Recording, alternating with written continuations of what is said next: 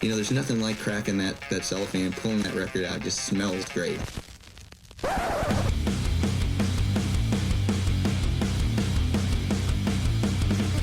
Welcome to BODS Mayhem Hour. Non-stop hardcore energy. I love the show, guys. You're awesome. Unlike any other. With your host, John the Bod, a.k.a. the Bod Father. Man, this stuff rocks. This is Ven of Venrez, and you're listening to BODS Mayhem Hour. The views and opinions of the guest do not necessarily reflect the views and opinions of BODS Mayhem Radio Network, its staff, affiliates, or sponsors. Parental discretion is advised. Welcome to BODS Mayhem Radio Network. Hey everybody, welcome to BODS Mayhem Hour. I'm your host, John the Bod, aka the Bod Father. And as always, I bring you guys and gals awesome interviews. Today it's an honor and a huge privilege to welcome Ven. He's the lead vocalist of Venrez. Venrez will release their Purgatory Awaits EP via Payment Entertainment on February 25th. Also check out Venrez's single, Show Me, that's out right now. So Ven, welcome to the podcast and glad to have you on here, man. How you doing? I'm doing great, John. It's a pleasure to be here. Thanks for having me. Yeah, not a problem whatsoever. So let's jump into this right quick. So this band, did the band just take a hiatus due to the pandemic, or was it just the band needed to recharge? No, it was the pandemic. My father had, unfortunately, he passed away in October of 2019. We were supposed to be on tour most of that year. And, I just didn't want to go because he was dying. So I just did not really tour until the last quarter of 2019. And we were blowing minds, we all over the country. It culminated with a New Year's Eve show at the Whiskey A Go-Go, totally sold out here in Hollywood. The band was really excited, and we were writing a bunch of new tunes, and bam, March 17th, everything got shut down. So we have not really been able to play live since, March of 2020. We did another show after New Year's Eve on March 4th with Sponge, a good 90s band. Mm-hmm. Vocally at the Whiskey A Go-Go, and then on March 17th, the city we live in here, Los Angeles, was completely shut down. I think it was shortly thereafter the entire country. So I have not been on stage since, which kind of sucks. The good thing is we did sign with Pavement Entertainment in April of this year. So it's been a long wait for it to get to now from then. Oh, yeah. To where, we're days away from the single going to radio and a couple weeks away from the EP release. Man, that's got to suck, though. I mean, you're used to being out on the road all the time, and then it gets pulled away from you. And then plus, condolences to your father, man, and your family, because that sucks. Because there's so many people that went through that stuff. And, it sucks. That's all I can say. I wish this thing would be over with and done with so we can move on. I do too. It was just, we were on such a roll. We were on the road to do a whole bunch of shows. And I mean, like after 5, we sold out all of our merch. We were making a ton of noise. A lot of record companies were looking at us. And the band was just totally on fire. And we did that show on March 4th, 2020, like I said. And then that was it. Everything just shut down. It was very, very disappointing. That's for sure. It really was. Although I don't think the layoff is going to have a thing to do with it. When we get back out there, I think I'll be 1,000 times more possessed on stage. We'll be even better. How excited are you guys to release this Purgatory Awaits EP, man? Because I know you have to be itching to finally get this out and say, let's get this done. Yeah, it's been a long time coming. I mean, there's songs on that record that we wrote and recorded thinking we'd go indie. you know, prior to the pandemic. And we kept writing through the pandemic. I mean, Jason, my guitar player, writes the music, so he kept coming over. And we just kept writing. I mean, we literally have probably 7 albums worth of material. I'm super excited about it. You know, I'm really excited about having Pavement behind us. We've never had that before. You know, we had to go out and make a bunch of noise to get that, to earn that. And so this is the first time, you know, that we've had a record company behind us, you know, with proper commercial radio promotions and all the other bells and whistles that goes with it. So we're really excited, and I'm super excited to see what happens, you know, see how it all goes. I'm anxious to see, like you just said, you guys are setting on 7 albums worth of music. I'm very anxious to see from band to band. I've talked to a lot of bands during this pandemic, and they've kind of said the same thing. They've got 3 EPs or they've got 4 albums. And I'm just like, I hope these albums and EPs see the light of day, because once everything gets opened back up, you know, things will really start. Right. Are these going to be seeing a light of day? Or, you know what I'm saying? Because I know how things change, and I know where people's minds are, but I like to see it come out though. Well, you know, Jason and I have been working together for years, and, you know, he's got a studio at his house. I do here, you know, and I do all my vocals in my own home studio. So in fact, I sing keeper vocals to the demos. So when the band goes into the studio to make a record, my vocals are done before they even record a note, which is kind of the backwards, the traditional way of doing it. But to not go insane, we just started meeting up more, and we just kept writing and writing and writing and writing. And we had written a whole bunch throughout 2020. So by the time Pavement came around in April of 2021, you know, we really had 7 full 10-track albums worth of material. I emailed Pavement.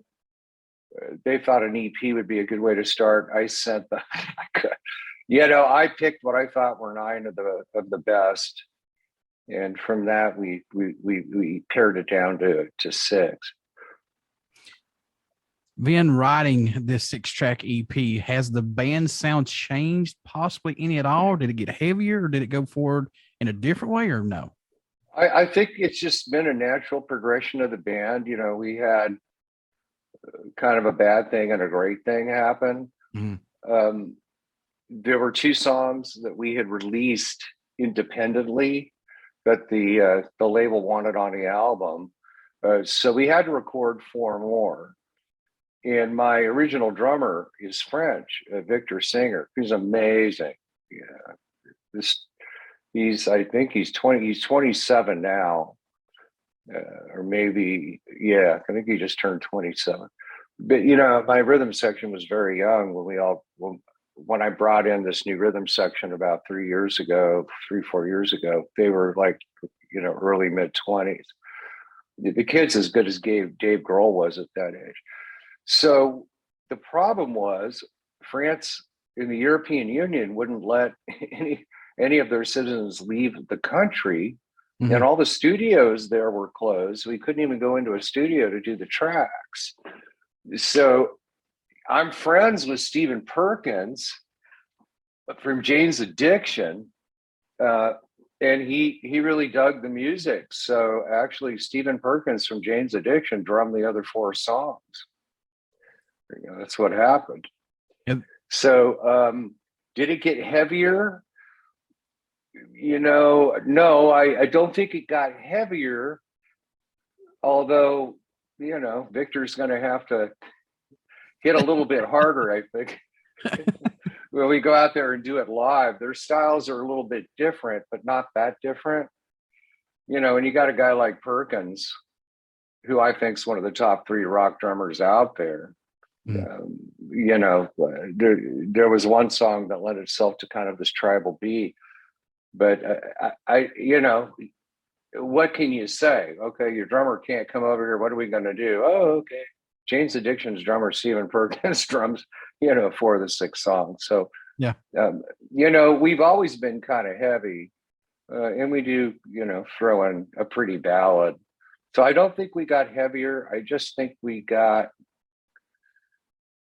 the rhythm section had been touring songs recorded by previous band members. And on that last tour, the last quarter of 2019, and also the New Year's Eve show, they finally made them their own. I think they were a little intimidated by Jason and I at first. And that's why we sold 24 shows worth of merch after 5 shows. I mean, we were on fire. So this record musically is the new lineup really kind of coming together. And I don't think it's a new sound. I just think it's a better sound. These guys in the band are better players. They really are. But the truth is, 4 of the 6 songs are drummed by Stephen Perkins. So it'll be fun to get into rehearsal with Victor. Obviously, European people can come over here now. I'm thinking the first tour will probably be in the United States. So I just can't wait to get into rehearsal and start getting all these new songs down, get the set together. Now you said, and I quote, simply some of the best songs Venrez has written and recorded yet. I believe so. Our last release, Children of the Drones, was an album I thought would be hard to, well, it was actually Element 115. Prior to that was Children of the Drones. We released 4 albums independently before we signed with Pavement. It's funny how you hear stuff on the radio. When I was younger, people think they don't realize the band's been out there for 5 or 6, 7 years, has 4 or 5 releases before they ever get a record company behind them. But that's the way it is. That's the way it was with Nirvana, Pearl Jam, all those bands from the 90s. And today it can even take a little bit longer, just because how the formula's changed. So it is some of the best stuff the band's ever recorded, because this is without doubt the best lineup this band's ever had. We've had we were a 5-piece, and then we went to a 4-piece 5 some odd years ago. But when I made the rhythm section change and brought in Gabe Maska and Victor Singer, it just went to another level. And like I said, once they felt comfortable, and and all these songs we all wrote together. So the difference is, it is the Venrez rock band of today, not yesterday. Mm-hmm. I think that's what I'm trying to say.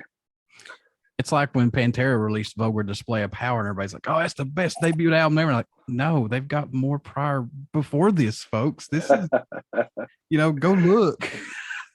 They're like 80s band. They're like 80s compared. It's like a night and day. It's like, go look. That's true. That's true. Well, that's a good thing too, because if things go in the right direction, we have 4 indie records we released prior that fans can go check out and see how, see what our sound was coming through till today. The Children of the Drones, I think, was our 3rd album. And it was a great record. And, we're still playing some songs off it because, even the new rhythm section just loves them. I think this EP blows away anything we've ever done in 6 songs. I really do. I'm really excited about it. I really am. So having the other releases though, Ben, let me ask you this. Is it hard to put a set list together, or no? Or is there any songs that you haven't played that you want to get in a live set list? Yeah. There's a lot of songs.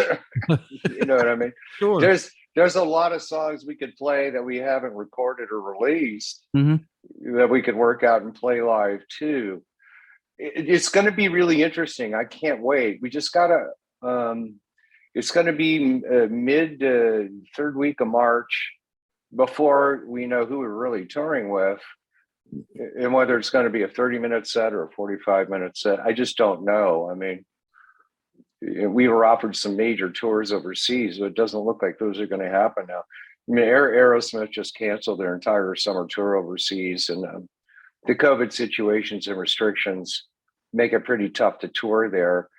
The Who's coming back to do a tour. I think the USA is pretty much the landing spot. So it's going to really be predicated on how long our set time is. And it'll be at least 30 minutes, probably 45 maximum.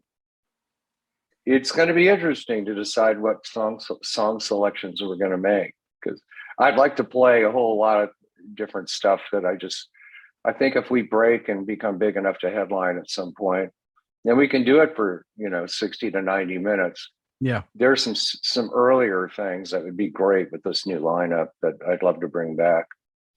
And some songs we've never played live before. There's some good ones. What made Show Me the first track released off the EP? What was it about that song that said, that's a really interesting story. It really is. We had really lacked visuals. Our music video, I'm kind of close to the film industry. So I'd had some, name directors of films and such kind of do their thing, kind of trusted in them. I didn't really interrupt the creative process. And they just really didn't capture visually in a music video the power of some of the songs. And I was looking for someone who could direct, a song and really get that visual captured that would bring a lot of people in attention. That would get more than 40,000 views. I think the biggest hits we had were 45,000 on Unforeseen off the second record, American Illusion. And I was at the Rainbow, which is the famous rock bar and grill club here, the one Lemmy hung out all the time. Big rock star, famous place here on the Sunset Strip. I'm sure you know of it. A lot of people do, probably all over the world. And I was there with my bass player, having a couple drinks. I wrote the song about, controlling relationships. And you can take it from the male side or the female side. That's what I try to do, or the they and them side, to be gender appropriate. And I wrote the song about a personal experience that I think everybody relates to, regardless of gender. But I was at the Rainbow having beers with Gabe, my bass player, and there were a bunch of people inside having dinner. We were outside. And I guess this really talented female director in her late 20s at the time, and her girlfriend came out to have a cigarette, sat down at the table next to us. And then we all started talking. Evidently, she was on some bad date trying to get away from it. And she started showing me different kinds of work she's done. Her specialty was documentary filmmaking, music videos. I started looking at her work and I went, wow, this is really crazy. This woman is fantastic. And so we traded information. She actually directed the video. I mean, it blasted to about 230,000 views pretty quick. We really built up our subscription base. And that video and song is actually what brought Pavement to the table and got us a record deal. So it's just funny how God works. And it's funny how times have changed. It's like, well, you got to have so many likes or views on a video for somebody to even look at. You know what I'm saying? Compared to, oh, here comes a record producer, somebody with a record label into Whiskey A Go-Go or CBGB back in the day. It's not like that anymore. No, it wasn't. They were riding around in a limo in the 90s, hitting all the clubs after dinner to have a drink. If they liked the band, they had a contract in the fax machine in the morning. They don't even go to any of these shows. It's a completely different thing. But I need to thank my friend Chip from that fantastic 80s band from Chicago, Enough Is Enough. They just finished up the Monster of Rock cruise that Alice Cooper headlined on. We toured with Alice Cooper as well in the past. And he's from Chicago. We did do some touring together. He's with a different label, but he knew the people at Pavement. And I told him I was thinking of quitting because I thought, hey, you're going to lose 2 years. I didn't, it's really funny. I was really thinking about just walking away because I felt my birthday's in January. To have another birthday and then go into 2022, losing 2 years trying to get to where I should already be, I thought maybe I might rather go fly fishing on a river somewhere. Honestly, as soon as Chip heard that, he called the people at Pavement and said, hey, check out this video, right? And they just absolutely loved us. And Jason was coming over to lay my vocal on a demo. This was like mid-April. And I had dreaded all day that when we were done, I was going to tell him I quit. Really true story. In the meantime, Chip had contacted Pavement and all this stuff, which I did not know. So we lay my vocal and he's got to do his thing. Later on in the evening, I come up. He's like, I'm about to bounce something to listen to. And if you look, there's the recording studio. Mm-hmm. And then here's my office. Sweet. In the same room. So I logged on to my email while I'm sitting here going, how am I going to tell them this, right? And there was a record deal offer from Pavement right there. I went like, okay, divine intervention. And then my drummer couldn't come from France, and Stephen Perkins from Jane's Addiction drums most of the record. So it looks like some divine thing didn't want me to stop. Did you feel like it was like starting all over again though? When yes, absolutely. I feel like it's all beginning now. Really, with Gabe on bass and Victor on drums, with this new EP, with Pavement behind us, and I can see the light at the end of the rainbow in the tunnel here. As far as COVID goes, going into this year. Yeah, I'm telling you, I feel like a giddy young kid. It's going to be something once we get back out there on the road. And I've been doing all my vocal exercises, singing all these songs in the bathtub and the shower and everything, for almost 2 friggin' years. And I've really increased my range and power and projection. So I'm just raring to go. And it does. It feels like it's like it's all just brand new. Not like a new beginning. It just feels all brand new. Right. Exactly. Any tracks, Vin, that did not make this EP specifically that you said, no, we need to wait and save these for something else? Yeah, there was one in particular, which was called Hear 'Em Scream. Since then, there's so many great songs. I mean, there's so much to pick through.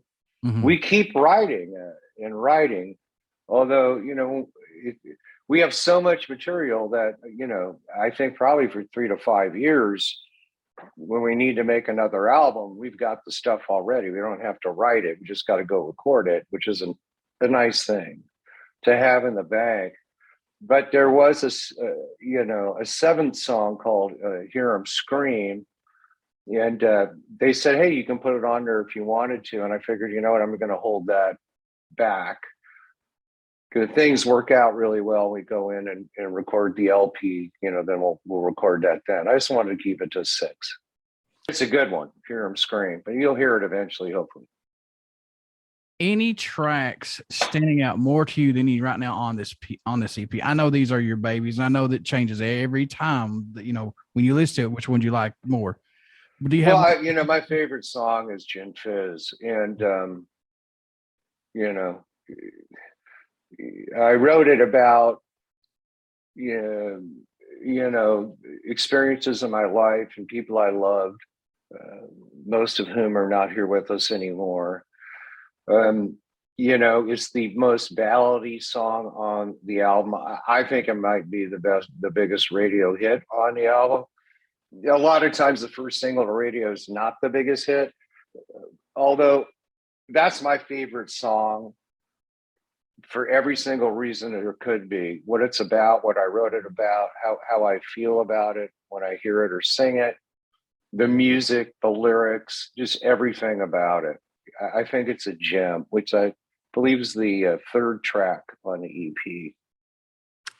What song changed the most working on this EP, man? It was brought to the table from its infancy to adulthood. What changed the most? What song? One song in particular would be Each and Every Day, because Victor had actually recorded it. And then at first they were going to go to radio with that. And our management wanted Malcolm Springer to mix it for radio, that great producer out of Nashville. He did a lot of the Matchbox 20 hits, many big hits. And he mixes a lot of big stuff for Universal. And I thought, well, why don't we just have Stephen Perkins do his drum track on it? Victor was okay with it. I thought that might, his name would help, which I think it will a bit, even though our drummer's great. And we had already recorded with him at 4th Street Recording in Santa Monica, really nice studio. So he went ahead and just did them at his home studio, Perkins Palace. He added some stuff and some breaks in there that weren't there before. So that song changed a lot. And it was originally had a different title. Although, after Perkins did the drums and Malcolm Springer mixed it, the name of the song changed to Each and Every Day. It definitely changed quite a bit. And I can't wait to work it out in rehearsal, because I love what Malcolm did with it. And it's got these 4 great breaks in there. And as a singer, I think it allows me to shine a lot in that particular song. It kicks total ass. I don't know if I can cuss on your show. Go right ahead. It just absolutely is a tornado of rock and roll. And like I said, it almost ended up being the first radio single. So we had to spend a little extra money because to get Perkins to redo the drums and Malcolm Springer mix it. But I'm looking forward to rehearsing it. It changed a lot from the original recorded version. Yeah, absolutely. So do you think it's harder now for bands to have their music discovered since we're in the pandemic and there's so much music out there right now, say prior to? Well, I think even without the pandemic, if it never happened, yeah, what you said is true. I don't think the pandemic really has any real bearing on it. I think there was a period of time briefly where I don't think labels were actually signing, bands, putting them to record stuff and pushing it, because, with rock and roll, you got to be able to tour, so that could be an issue, but I'm not quite sure it really changed things that much. It's really, really difficult. It really is, and for every band that makes it, there's one or 2 or 3,000 that never do that might be as good or better. It's just the way it is. Mm-hmm. And it's the fans. You just never know what the fans are going to really, really cling to and really like, I've heard bands that were I thought were a lot better than bands that have made huge names for themselves, although, the fans do not support those bands I thought were better. You just don't know. You just really don't know. It's up to the people that buy the music and buy tickets to see the bands play live. That's really what it's about. Yeah, very, very true. What do you hope everyone takes away while listening to this new single and this EP once it comes out, Vin? What do you hope they get from it? I hope they all just scream and yell and demand more. You know what I mean? Yeah. You know what I mean? It's because it's like, going back to 1995 and you meet Pamela Anderson, because I watched Pam and Tommy last night. I watched the first couple episodes for the first time. That's another story. But I mean, imagine as a guy, as a straight guy, going back to 1995, and you actually, get back to Pam Anderson's house naked with her. You know what I mean? And then she falls asleep, and you have to get dressed and leave. It's like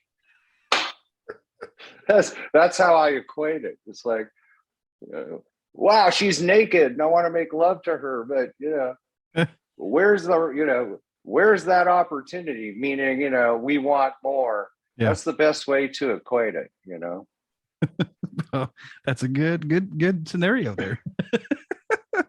I know you have a lot of music, man, over the years and stuff, but do you still have a go-to album or maybe just a song that you find yourself going back to listening to from time to time? You just cannot kick it out. You've got to listen to it every now and again. Yeah, absolutely. Hang the Predator, which did win a big award for best rock and hard rock track in 2016.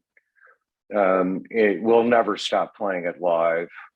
I love listening to it. Then there's some others. There's one called My Only Light that I wrote about.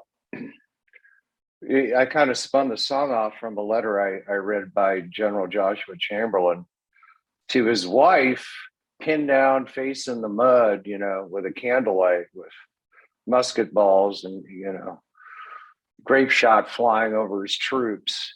Mm-hmm. And I actually read the letter. And then from that, I wrote a song about the American Civil War, and it's called My Only Light. We opened with it once at the Viper Room, and the band Fuel was there. I'd seen open for Aerosmith way back in the day. Mm-hmm. And Brett Scallions came up to me, and he just, his mouth was dropped. He just couldn't believe it after the show. And he's like, "You guys, that'll make you famous." There's a few like that. So I would say like My Only Light, Karma, Sell the Lie, and Hang the Predator out of 50 or 60 already released songs would be ones from the past that, I think are special. I got to ask this question because I'm a huge football fanatic, man, sports fanatic, but how was playing Super Bowl Village show in Indianapolis, Indiana in 2012, man? How special was that for you all? That was amazing. Our first two tours were overseas. And our first USA tour was with Fuel.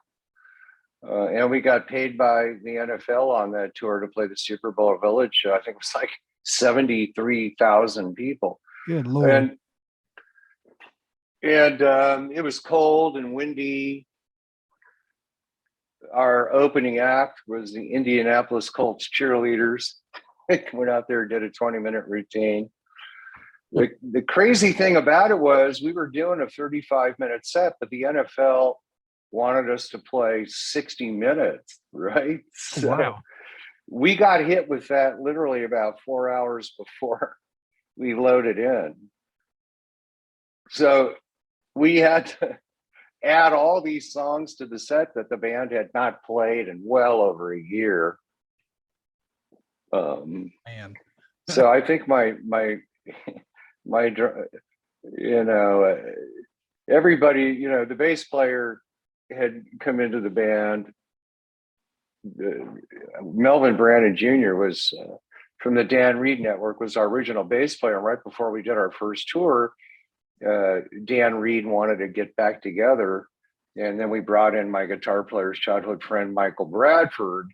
So even though he's excellent, and I'm humble, so I'm not going to talk about how good or bad I am. We were the most green of the band at the time. And we had to go out there and add all these songs that we hadn't played in a very, very long time. So we were pretty nervous, Yeah. There was a part of our body that puckered up real tight. Yeah. You walk out there on stage and you're trying to earn fans. It's your first USA tour. Sure. It's the Super Bowl Village tour. We're on Jumbotrons throughout the whole village. It's really a big deal. And, we had never played for more than about 1,500 people prior to So we went from that to 73,000 people with 7 songs we hadn't played in a year and a half, with no time to rehearse them, and we nailed it. We nailed the whole show. It was really something. It's amazing, that muscle memory comes. The music starts coming, and even though it's been that long, you just kind of you just tie right into it, and the lyrics just were there. Didn't have to think about them. Would you do it again? We had played them. Pardon me? Would you do it again? Oh, I've been put in those kind of situations a lot. Jason throws me curveballs all the time. Especially like we're on tour, and there'll be like a radio station we'll go into that want to interview us, and he'll grab an acoustic guitar, and they'll want us to do a couple, and we'll rehearse real quickly a couple songs, and then he'll play two completely different songs that we've never played before together. He does that to me all the time. I guess he gets a thrill out of it. But go ahead, bring it on. Would I like to do something like that again? No, I think we experienced it once, we pulled it off, and I think at this juncture, with Pavement behind us, what we want to accomplish, what we'd like to accomplish for Pavement, who's put their belief and trust in us, I think we really owe it to them, and particularly the fans, to be very well prepared and bring the absolute best show that we can bring. Although if we were put in that situation again, this band would pull it off. Absolutely. What inspired you to start playing and making music, man? What was that spark that said, yeah, I want to try this, just to see what I can do with it? Yeah, that's just kind of really a long story, man. I was like 17. I wanted to be a front man since I was 7. And, I grew up in kind of an affluent neighborhood. My dad was a cardiologist, bunch of spoiled rich kids. I didn't consider myself to be one of them, although I did come up from a pretty well-off family. And I had a friend who played guitar okay, and he knew some rich kid who had a drum kit in a basement area. And we had a mutual friend who played bass. And we just started jamming. And after about the 4th or 5th time we jammed, the guy's parents actually came down and were tried just to see what the heck was going on. It sounded so good. They really loved my vocal. And then they all just flaked out, and, Jewish doctor's son in the Encino Hills of Los Angeles, it wasn't like I was in Liverpool or London or New York or San Francisco, LA, it wasn't really happening at that time to where, I could just go out and find a bunch of musicians and put a band together. I'm glad I didn't, because I would have died a long time ago if I did, because people don't realize how old I am in the period that I went through.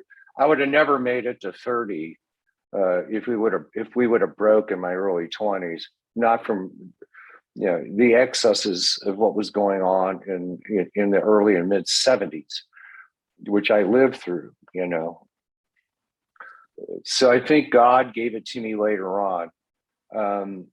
It was just a really interesting thing. I had a setup. When I got home from work, I would plug in and do a set, and I had a mic and PA, and I would just sing and dance for an hour as a workout. A friend of mine who was a producer left a drill at my house. He called me earlier and said, I'm going to come by, so I'll leave the door open. And I was about halfway through it. You know how you sense somebody's behind you? Yeah. So I stopped and turned around, and he was there, and he just had his mouth open. He was just staring at me. And he's like, we're going in the studio. And I'm like, I never knew you could sing like that. And I've known you for all these years. And I'm like, no. I'm too old to do that. I'm too old to, whatever. So I just took it as a hobby. And, the musicians started changing. And then, Ed Davis was in Juliette Lewis and the Licks, the drummer. Jason was her bass player. when they all broke up, started Petty Cash, which they still do. And a friend of mine, another singer-songwriter, Tommy Johnson, was my roommate. He brought Jason to the table, and then Eddie came to the table, you know, and then Mike Bradford, Jason's childhood friend on bass, came to the table. And at that time, Don Teschner was on second guitar. The guitar player, mandolin, lap steel, violin, viola player for Rod Stewart, you know, from the Hot Legs period, who I've known for many, fantastic musician. And we just started playing. And I thought I was too old. How wrong I was. You know, there's no age for rock and roll or anything. So they tricked me into playing a show. And, you know, the first time ever I walk out on stage, it's, you know, completely packed with all the right people. And, you know, the next thing I knew, I was on tour with LA Guns to Europe. We did a couple of those. And then, you know, Fuel called. And right after we finished the January, February tour with Fuel, you know, Alice Cooper called. And that summer we toured with him. And then that winter we went to Europe and toured with Buck Cherry and Hardcore Superstar. And boy, you know, we just blew up from there. Mm-hmm. Although, you know, no record company really came to the table until April of last year, which I take as a compliment, you know. Mm-hmm. To get a record deal offer in the middle of a pandemic, I think is a compliment. Oh, yeah, for sure. Yeah, that speaks volumes, man, in my book, you know, especially as we were lucky, you know. I mean, we were supposed to go on tour with Steve Adler the next year. We had a record coming out on July 4th. I forget which one it was. And, you know, Adler had a personal problem and couldn't tour. Our management's great, you know, Concrete Marketing, Bob Chaparty out of New York. And, you know, next thing I knew, we were on tour with Slash and Hillbilly Harold. So, you know, I've toured with some pretty big people, you know, a couple of people in the Rock and Roll Hall of Fame. That's awesome. That is awesome. Folks, Venrez will release their Purgatory Awaits EP via Payment Entertainment on February the 25th. Vin, how can folks stay in touch with you guys, buy this EP, all this stuff, Venrez? How can they do that, good sir? Okay. Well, you know, everything will be on our website, which is www.venrez, which is spelled Venrez, VENREZ, theband.com. And all the information will be there. You know, it's going to be on all the streaming and digital platforms. If you want the CD, we'll have the link on our page where you can go and purchase that. You know, it is a Sony Orchard distribution, so it's not something we'll be selling on our site like we did when we were indie. We will be selling it on tour at our merch tables, but we will have that on our website. You know, Instagram. You know, Instagram.com/Venrez, Twitter, you know, Twitter.com/Venrez21, and Facebook, you know, www.facebook.com/Venrez, VENREZ. And between all of that, you'll know how to get it. Before I let you go, good sir, would you care to do a promo for my show? Absolutely. This is Ven of Venrez, and you're listening to BODS Mayhem Hour. Everybody stick around. We got some great stuff coming up, and you only hear these interviews right here on BODS Mayhem Hour. Please get out and check out our Facebook page. It has our podcast link and our YouTube link. And please subscribe to that YouTube link because we got a lot of great stuff coming up. And please check out Venrez, pick up their Purgatory Awaits EP plus their old stuff. Give this band a fair shot. I guarantee there's a song out there that you will like by these guys. And speaking of that, cartoons on television, I like this off this EP, brother. This is good stuff. Really good stuff. That's a good one. It almost became the album cover, but they decided to go darker with it. There you go. I wish you guys nothing but the best of luck, man. If you need anything, please don't hesitate to reach out to me, sir. Thank you so much. It's been a pleasure. Take care.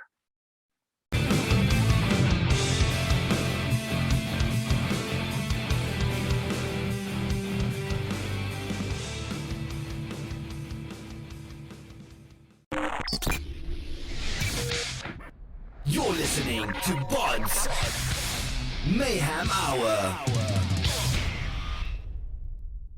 Follow us on Facebook, Twitter, and Instagram.